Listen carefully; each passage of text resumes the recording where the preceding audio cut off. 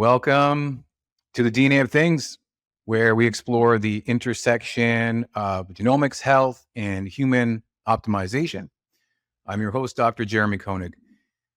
And today's guest is Dr. Daniel Stickler, a pioneer in functional medicine and co-founder of the Epirian Center of Human Performance and Mosaic Biodata. With a background in advanced genomics, epigenetics, and systems biology, Dr. Stickler's mission is to revolutionize human health by integrating cutting-edge technology with a holistic view of the body. Now, in this episode, Dr. Stickler shares his journey from disillusionment with traditional medicine to developing a complexity-based approach that treats the human body as an interconnected system. So we'll dive into the concept of systems biology, the power of AI in personalized healthcare, and how the future of medicine is shifting towards an N of one model. We'll dive into what that means in the episode. Dr. Stickler explains how these emerging tools help us not just treat disease, but optimize human performance and longevity. So by tuning in, you'll gain insights into how understanding your biology can lead to better health outcomes and perhaps even change the way you think about your own wellness over the long term. Dr. Daniel Stickler, pioneer in functional medicine and human optimization, co-founder of the Epirian Center for Human Performance and Mosaic Biodata. His work integrates advanced genomics with lifestyle strategies, aiming to enhance health span and human performance through the large human systems model, a holistic approach that views the body as an interconnected system. Dr. Daniel Stickler, welcome to the DNA of Things. Excited to be here and looking forward to this conversation. We're going to dive into the large human systems model, and it's an exciting discussion. It's a holistic model, big data, but it's not just about tech, it's about touch. So this real cool, interconnected data-driven service that you've pioneered together, which is really on the cusp of this high-tech, high-touch confluence. And so I want to dive into some of the particulars of the model. But before we do, I want to understand how you got there, because I get the sense that this kind of thing doesn't happen overnight. So as far back as you'd like to go, in your personal life, where does the inspiration come from? Because this is, really a paradigm shifting solution that you're bringing to bear. Well, interestingly, it was my disenchantment with medicine that got me here. When I got into medical school, I was really just put off by the fact that it was all about disease and pharmacology. There was nothing about being a better human in any sense of the word. It was all, let's fix something that's broken. And with that, I ended up deciding on general and vascular surgery as my specialty. And so I went into that, practiced that for about 10 years. But during that time, I was realizing even the stuff I was doing in surgery was easily preventable if something had been done earlier in life. Most of these, barring like an appendicitis or something that's, acute, life-threatening, that disenchantment led me to start looking at more lifestyle stuff. And it was because I was working on those myself and I was getting passionate about that. And then in 2007, I think that was when 23andMe first came out, I had started a anti-aging practice on the side as a hobby. And people were bringing me their 23andMe data and asking me questions about it. And this was not medical school genetics. This was a completely different thing. I was in medical school from 89 to 93. And, the only thing we learned then was antibodies and antigens in genetics. And this single nucleotide polymorphism thing was a whole new territory. So I dove in deep because I wanted to understand what it was, because it seemed pretty interesting. And I bought it hook, line, and sinker. This is the blueprint of life. This is the everything. And so I became really good at interpreting genetic or single nucleotide polymorphism data. And it was more of an absolute at that time, oh, you've got the MTHFR, you've got all these nasty things that are going to happen to you, and here's the reason why you have all these symptoms. Then around 2011, I started getting into epigenetics, and at the time, epigenetics was like this fringe science. And some of it was being used in fringe science, but the actual research data was pretty impressive and exciting. And so I dove into epigenetics, and that made me start questioning, the whole central dogma of biology. DNA is the blueprint of life. It's a one-way track from the DNA to RNA to proteins. And I was like, well, wait a second, that doesn't quite jive with that, what I'm seeing and understanding here. And then material started coming out about the metabolome and the transcriptome and all these modifications and how these proteins can actually go back and modify the expression of the DNA. Well, that's crazy.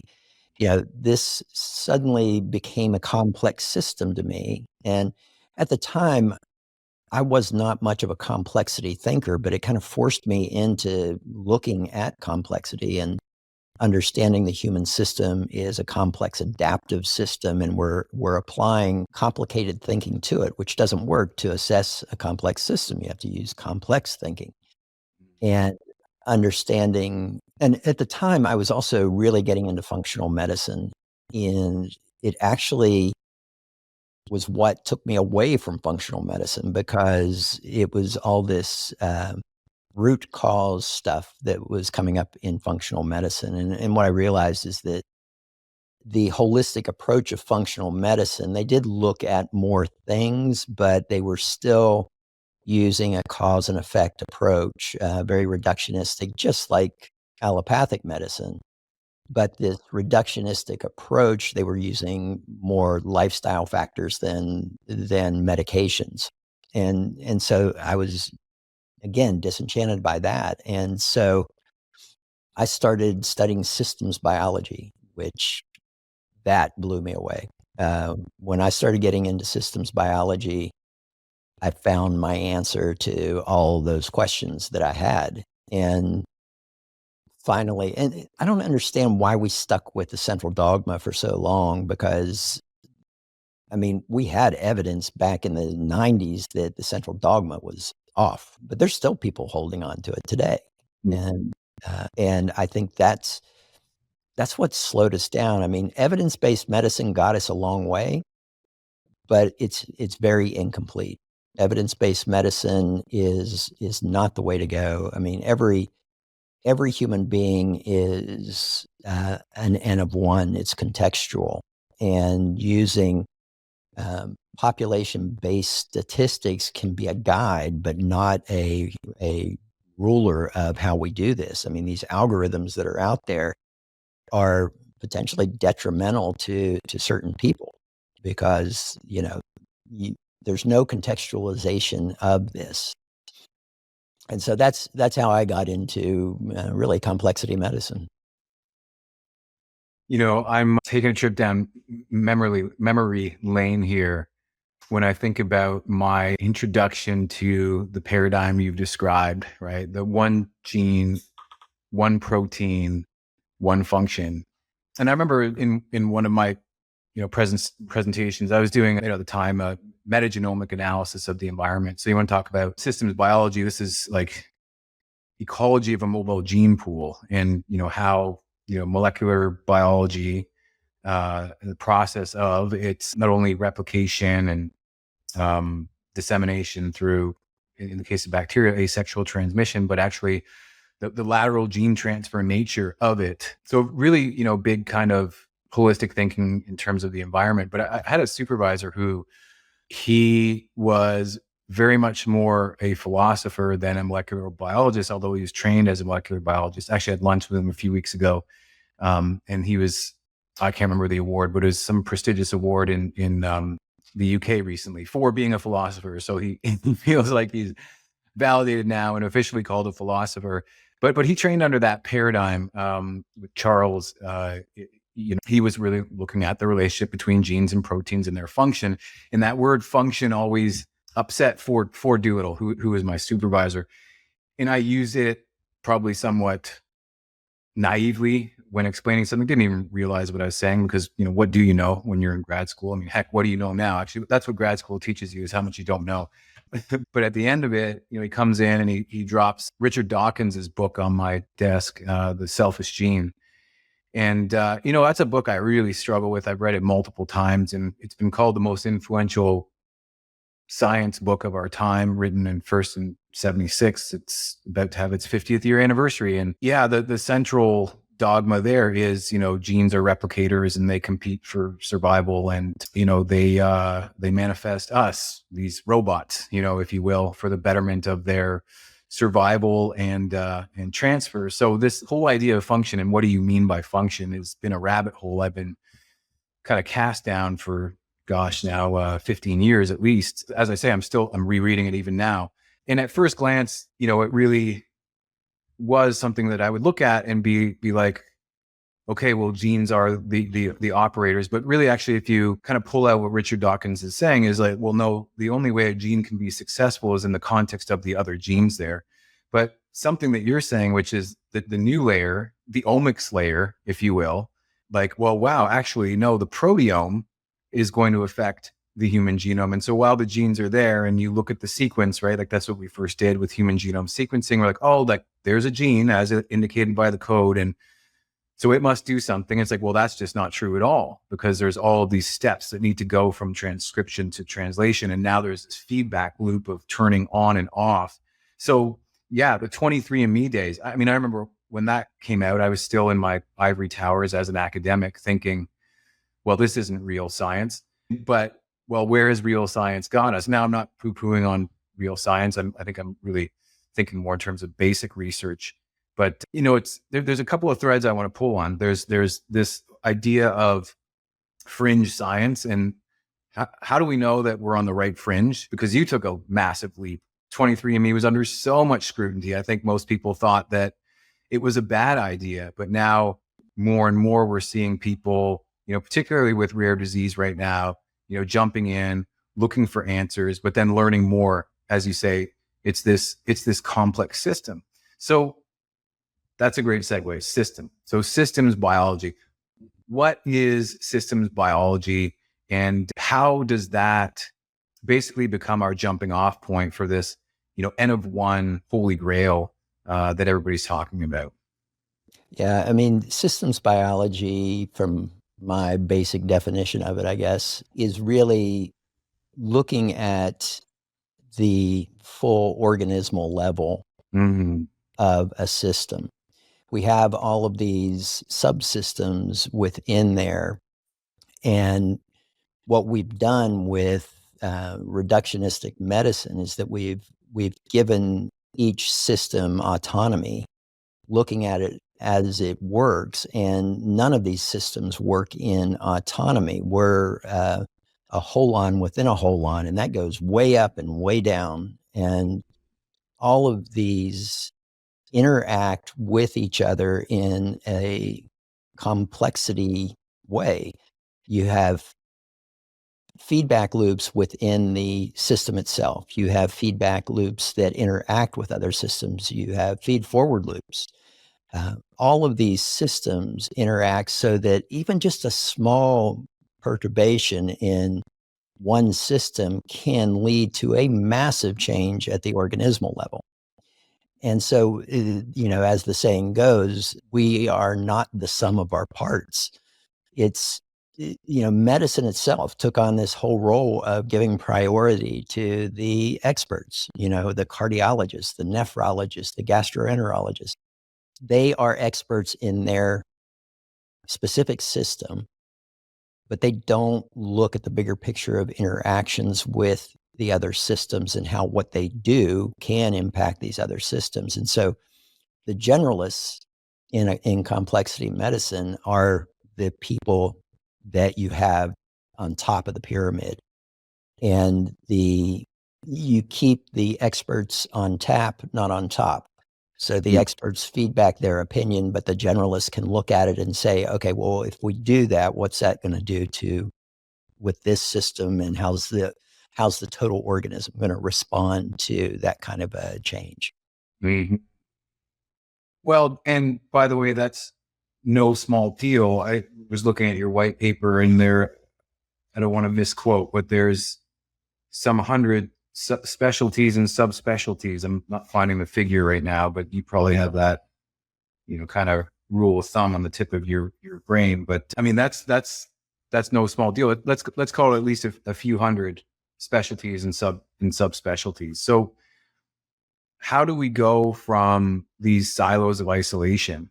Because I mean, I understand the importance of a specialist is, especially when, well, I think about it in the context of, sport, certainly more of an acute injury. You want the orthopedics that has worked with, say hockey players, if you want to extend your hockey career. But, is the orthopedics guy talking to the GP? Well, the GP is not really the priority right now because playing in the Stanley Cup is the priority. So have you run into, I guess, conflict or controversy, given that, you started with this on the fringe? What's that been like, kind of pulling your colleagues together, building out your network? Because as much as this is a technical system, my assumption is that there are humans on the other end of it that are all, working in concert and working interdependently. So what's it been like to build that network, of this forward thinking team?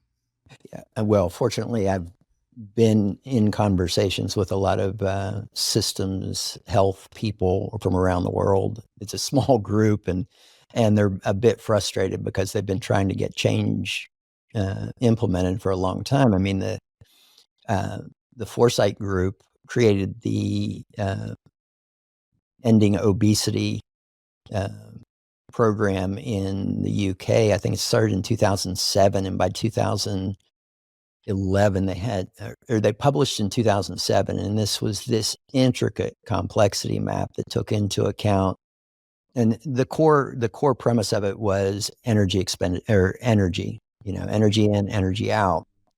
And it spread out into biological, psychological, social, food industry, transportation, and how we get this into different places. So they had this massive map, and you can find it online. It's just the Foresight obesity map. And what happened is, I mean, it was revolutionary. It would have really done a huge job of really blunting the obesity impact that was occurring in the UK. But what happened is the policymakers couldn't understand it. And it's hard if you don't think in complexity to understand these complexity maps. Complexity kind of comes to you over time in understanding how it works. But they had to abandon it by 2011 because the policymakers just couldn't understand how to read it and how to utilize it in the sense of understanding how the transportation of the food from the farms to the cities or something like that had any impact on this. So it kind of went into the background during the teens, the 20 teens here. And with the upcoming of AI, I saw an opportunity to say, well, complexity requires us to process so many inputs simultaneously. It's impossible for our brains to actually do that. Mhm. But AI can help us with that. AI Mhm. can actually process. AI can see these potential emergent properties that can occur based on the scenarios that it sees. It can predict the direction that you're going based on numbers that it sees, and these aren't numbers that we tell it what they mean necessarily. We just Right. say, here is this person at this point in time, and here are all these other people throughout time with other points. Where is there a pattern that you're seeing? Is this person, because of 4 or 5 of these biomarkers they have, are they on a 5-year track to diabetes? Mm-hmm. And that's what's going to change medicine, is when we can get those trajectories and probabilities lined out with a correction before there's any evidence of something going awry in the system. Mm-hmm. Yeah, it's interesting. I was just jumped to, well, the first thing that the Google Map or Google gave me, but looking at understanding the dynamics between, say, obesity related behaviors of 10 to 14-year-old adolescents. And it's just to kind of put a little more words around, the power of AI. And, essentially the centralizing figure of this paper, that I'm seeing is this, call it an interactome of things that yes, they are certainly molecular, but they're environmental, they're ecological. And so there are things that we're looking at in terms of subsystem interaction. So to paint a picture, I see 6 or 7 clusters, if you will, and then within each of those there's anywhere between 10 to 20 different effectors. And so, I best understand this when I think about it. Well, it's like a constellation. Like if you look out into the starry night, there are, all these different stars. Well, those stars are talking to each other. And I guess the language they're using is gravity, right? So it's like, given that you used the word perturbation before, I love that word, right? So if there's a cloud where there's a perturbation, as it relates to, say, food supply or food accessibility, that's not so much a molecular issue as it is a socioeconomic issue. And the I think what we're attracted to as scientists sometimes is to say, well, what is the answer? What is the single root cause? Which I think that's some of the language you use in your white paper.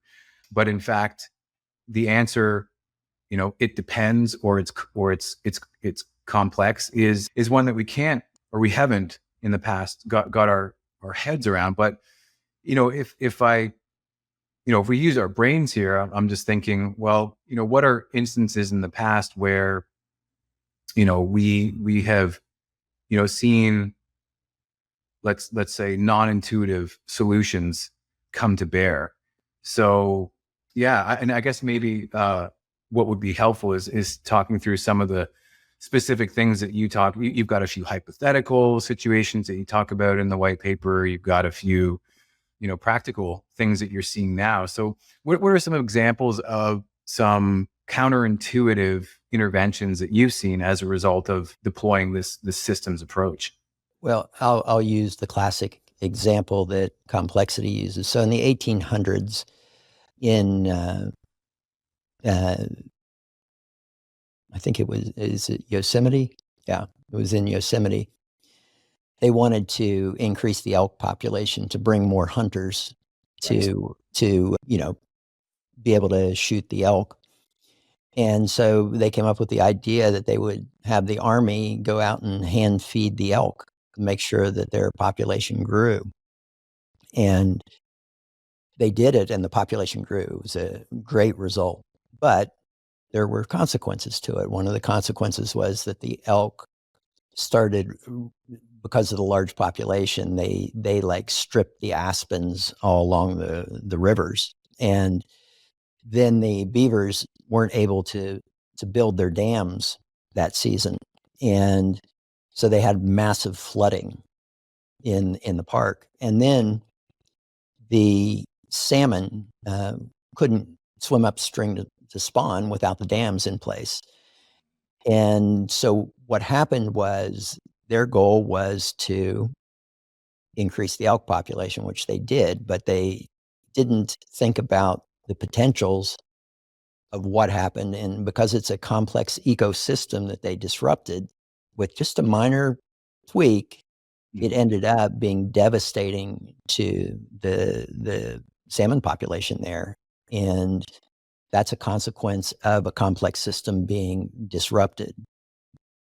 In medicine, I like to use the example of a woman presenting with a recurrent urinary tract infection. And what we do from the standard treatment standpoint, we culture the urine, we put them on an antibiotic, and then give them advice on how to avoid this in the future. But what we don't do is question more.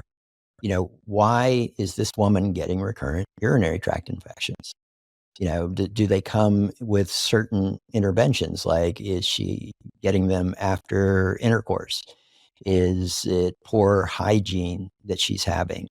Okay, well, you also will have 100 other women that have the same practice as she has, and they don't get urinary tract infections. So what's going on with that? Is it a genetic problem with her immune system? Is it even potentially gut bacteria? Because gut bacteria can process certain nutrients that will be released into the system and block E. coli from using the iron from a person. So disrupting the microbiome could result in somebody having recurrent UTIs. And so we don't think about these things, and you can drive yourself crazy going down all these rabbit holes of how this person is contextually different than the other person who doesn't get these recurrent UTIs. But with AI, it can analyze all this stuff and it can say, did you check her microbiome? She could potentially have this going on. And, AI has that ability. And I think AI has opened the door for systems-based medicine. And that's what I'm excited about. Amazing. So what is the difference between Epirian and Mosaic biodata? So Epirian is our medical clinic. That's where we do our really complexity medicine, and we just launched another branch called Clotho Wellness, which is a tele-wellness version of what we do in the clinic. Mosaic Biodata was a break off of a genetic company that I had started, and then we closed that company, but we had people interested in it, so we joined with them and started up Mosaic Biodata. And Mosaic is where we're building this large human systems model. And I mean, just as you know from genetics, I mean, think about how much pharmacogenetics has led to better contextualization of people and how they get specific medicines to treat from the get-go, rather than doing this trial and error over months to see if a medicine works for every individual. So our goal is to collect all of this data, from genetics and other genomics to blood work to lifestyle to even belief systems and the environment that they live in. Get all of this data gathered into this database where we can let the AI actually dig into the data, start seeing the associations that may be so obscure that we wouldn't even consider, but all of a sudden we're seeing, correlations with trajectories that people have a propensity to go down. Yeah. Well, that was something that actually was quite striking to me anyway, when I was reading your white paper, is you actually have a section there on spirituality, which you don't often see in medical practice. So how does the LHS quantify spirituality? How does that fit into the model? Yeah, we're trying to tease that one out, because I mean, you think about the placebo effect, and everybody is like, "Oh, that's just placebo effect." Well, placebo effect is friggin' awesome. I mean, to think that a placebo effect even exists is amazing. So belief systems, and when it comes to spirituality, there are belief systems in that I think have an impact on the human system. I think there has been some science on it as well, and we want to have something that can actually scientifically show that there is an impact there. We're going to have a lot of stuff in this model that may not be mainstream science for sure, but it is something to consider on every individual because it's part of their context. And we don't know. I mean, before we used to think that like energy medicine was this woo thing, and now we're seeing this whole new science of the electrome of the body. I mean, they're thinking the electrome actually guides embryogenesis now. They're mapping all of these electrical sparks between cells that are guiding embryogenesis.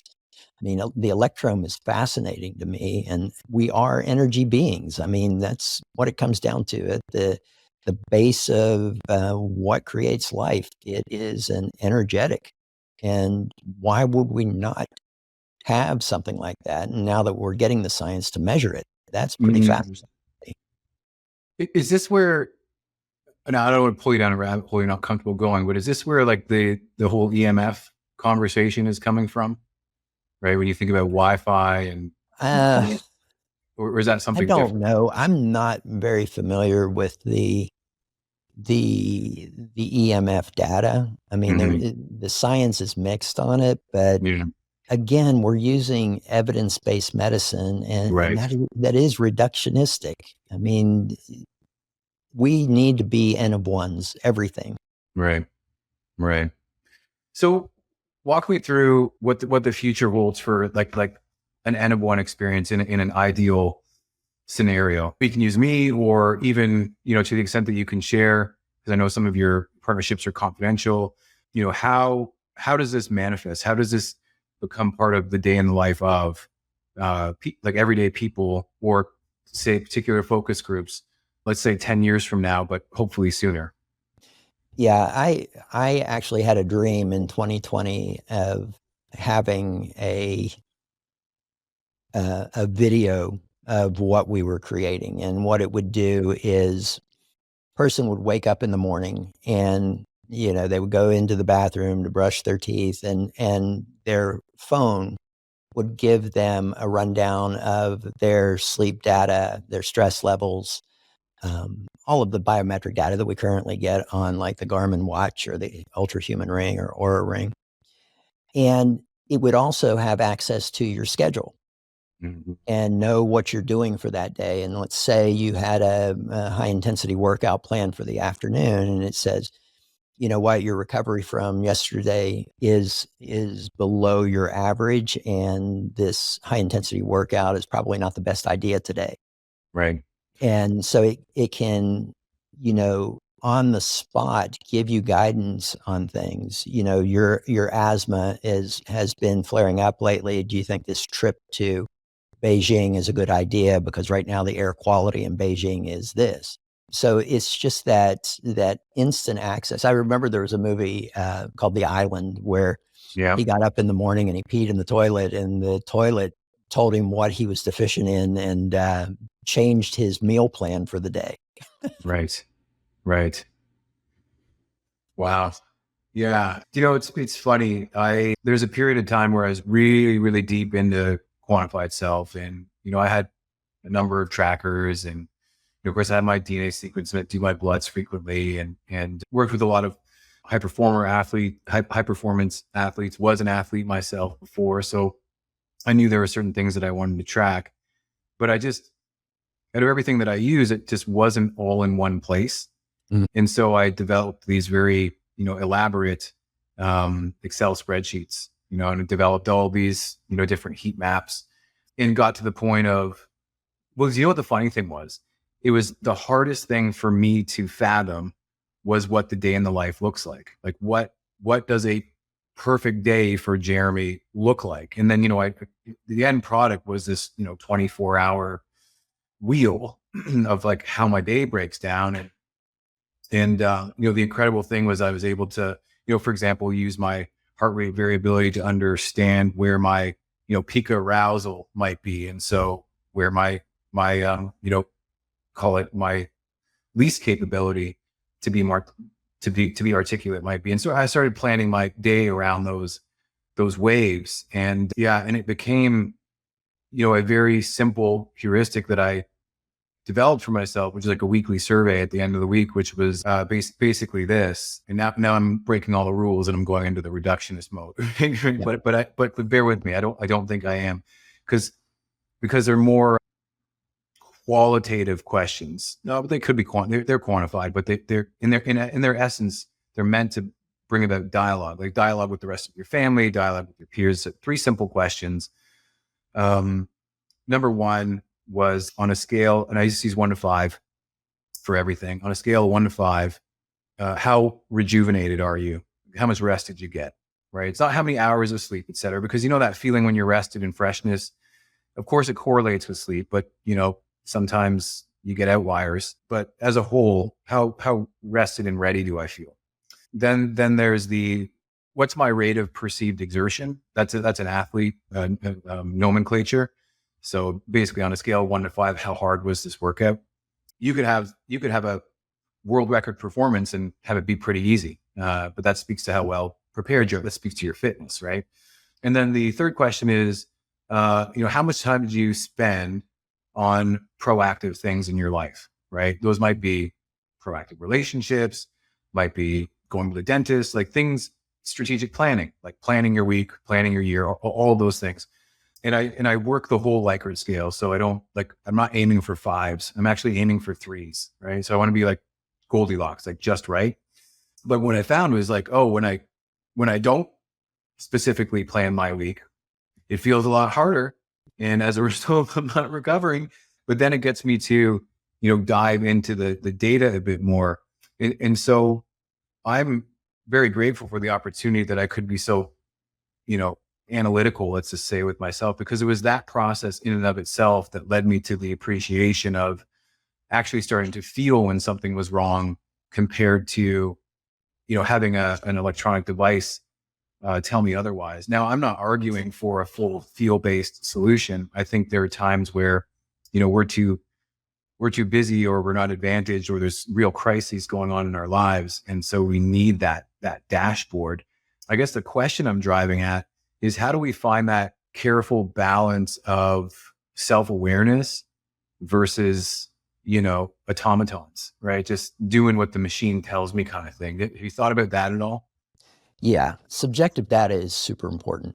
That's how I actually select wearables. I've been using wearables for about 10 years now. And what I'll do is, like, when I wake up in the morning, I will check in and say, how rested do I feel? And then I'll look at my numbers, because it's so easy to look at those numbers and have it change how you feel. Right. You're like, oh, I slept like shit, but I feel great. No, I don't. I must feel terrible. Yeah, it's one of those things that, subjective things are super important. I mean, one of the things we're going to be collecting with this LHSM is a lot of subjective data from people. And, just this week, an article came out about people who don't have a meaning or purpose well established in their life are more prone to cognitive decline and Alzheimer's disease. Even it was a significant percentage of those who have meaning and purpose versus those who are looking for it. And so those are subjective things that we want to be able to collect and utilize as part of this LHSM. It's gonna take some time to get large quantities of this data, which is what it's going to require, is large quantities of data. So we're working with some contracts to try to get large amounts of data. Yeah. Yeah. And I didn't want to, dismiss like the use of objective data. For example, I learned that, if I just have, 1 glass of wine or one beer, I'm like, oh, my resting heart rate when I'm sleeping is like 5-10 beats a minute higher, and my HRV is down the next day. And, you can, get into this, paradigm where you're fooling yourself. Right. So it's good to kind of have that check. But I look at it like the Iron Man Jarvis thing. It's like, okay, well, you got a co-pilot, but you can override what the system is recommending, or just having that feedback to say, okay, well, all the data looks good, but something doesn't feel like. And I think leaving room for that really does honor the complexity of the complex analysis that you're talking about, because certainly we haven't quantified everything, every input, every output. And so having that human awareness, like, I don't like to think of the human as a machine, but let's just go with the analogy, 4 billion years of trial and error. Like, if you're here, you made it. You're coming from a long line of the most ruthless, unethical experiments on the planet. And so there's aspects of our quote unquote knowing that we don't fully understand. And, leaving room for that is pretty amazing. I had a guest on the show from the Institute of Noetic Science. And, his big thing, he wrote a book. It was called Why Vibes Matter. Right. And so what even is a vibe? Right. And just the fact that people, nowadays, like, that's what the kids are saying is, yeah, it's got the right vibe, or it's vibing. It's like, well, what is that? Right. Yeah. So, like, is there a vibe meter on the wearables that we can expect one day? But it is a really interesting time where there's this confluence of, we talked at the start, like high tech, high touch. And, one of the things I've talked to a lot of guests, and, the consensus that I've got to early on, and I don't think this will change, but as we accelerate into, let's say, the singularity, there's a concern that we might not fully come to understand our humanity before we outsource it to a machine to actually tell us what it is. Because I'll be honest, when I play around with these different AIs, and you get the answer really quickly, that's 10 times more dopamine than any positive feedback you get on social media. You know what I mean? So there is this interesting interface that we're having with machines. So how do you see that integration going forward? I mean, you're very much using wearables. I know we're getting way outside the scope now of what you're building, but do you see like a deeper integration, like Elon Musk is building brain chips, and, is there going to be nano particles in our systems that are become the true wearables, or, is there some kind of, constant field analysis that set up in our environments? How do you see that going? Yeah, I think some of the most interesting things I'm seeing are the skin patches that are being censored. They're creating all different sensors on these skin patches, just small ones that collect so much data. Yeah. But I see it as one thing you could have as certain parts of the data are collected by your primary care physician or something like that. Things that you really don't care to know about on a day-to-day basis, and you can select which things you choose to receive and get guidance from with these. But then you have somebody that can oversee the bigger picture things for you. I mean, it's crazy the things they have now. I mean, they have voice recognition that can tell your emotion. Yeah. So, when you're doing a teleconference with somebody, and it can tell whether you're lying, it can tell whether you're sad, or just from the voice, and then facial scanners that can tell you what your blood pressure is. I mean, it's crazy the kind of stuff that they're getting out of the sensing of the human form lately. And, you talked about this, energy sensors. There's something recently about when a dog owner is depressed, the dogs immediately feel it. And how do they feel it? I mean, do they see it visually? Do they feel some energy that's being released? Is it a smell? I mean, what is it? I mean, there's some really cool stuff coming. It's so funny you say that. I remember, oh gosh, my postdoc days at Cornell, and I had this really beautiful cabin on Finger Lakes, and it's your postdoc, you're working around the clock.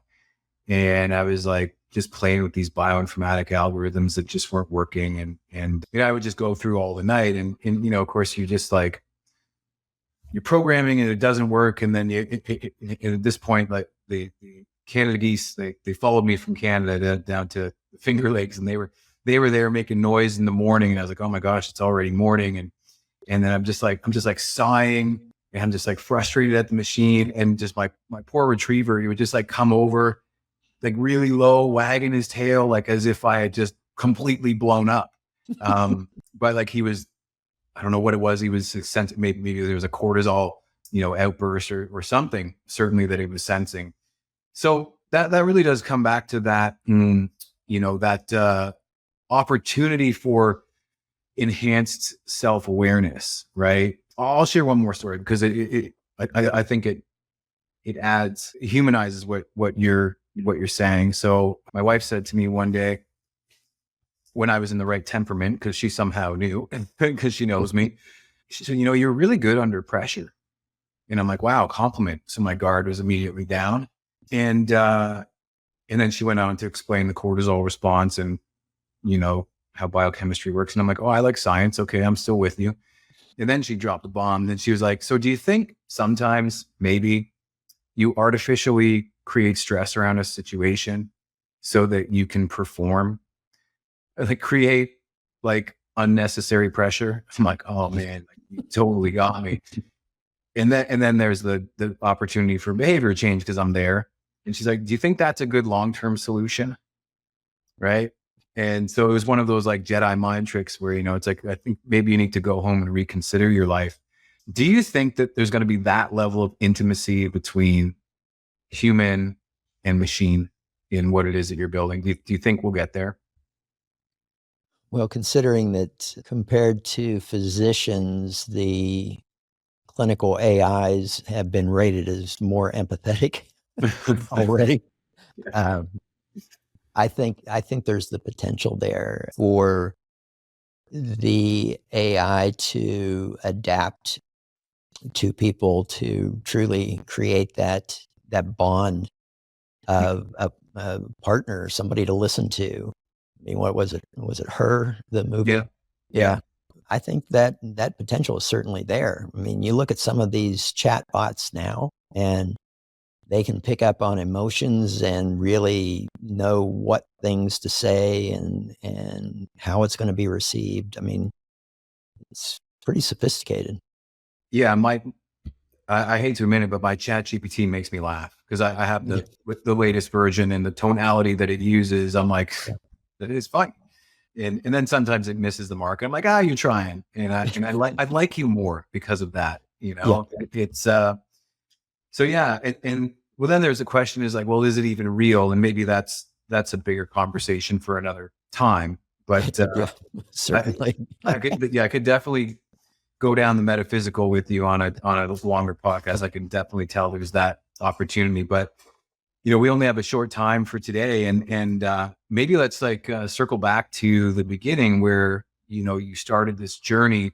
We've got a whole bunch of new professionals, new practitioners who are coming to practice. And I guess there's this two-part question is, and it assumes I know the answer to the first part. So is, are they ready? And I'm thinking that they're not, and assuming that I'm right there, but feel free to contradict that. But let's assuming they're not.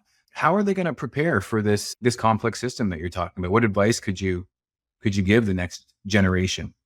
Well, the first thing is, clearly define what the human system is. And if you agree that it is a complex adaptive system, then reductionist medicine will not work much better than it does right now.